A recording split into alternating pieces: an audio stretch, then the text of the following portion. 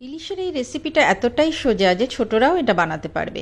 নুন হলুদ মাখিয়ে পিসগুলো রেখে দিয়ে এবার সর্ষে পোস্ত 2 টেবিল চামচ নিয়ে 1 চামচ জিরে গুঁড়ো, 1 চামচ ধনে গুঁড়ো, 1 চামচ নুন, 1 চামচ হলুদ, হাফ চামচ লঙ্কার গুঁড়ো দিয়ে একটা পাউডারকে মিক্স করে তাতে অল্প পরিমাণ জল দিয়ে টানা টানা করে একটা পেস্ট বানিয়ে নিলাম। এরপর ওই পেস্টের মধ্যে সর্ষের তেল দিয়ে ওটাকে একটু লিকুইডি ফর্মে আনা হবে। এরপর নুন হলুদ মাখানো ইলিশ মাছগুলোকে রেডি করার জন্য একটা পাত্র সর্ষের তেল দিয়ে গ্রিজ করে নিয়েছি। আমি যেহেতু মাইক্রোওয়েভে করছি সেজন্য আমি কাচের পাত্র নিয়েছি, আপনারা এটা স্টিলের টিফিন বক্সেও করতে পারেন।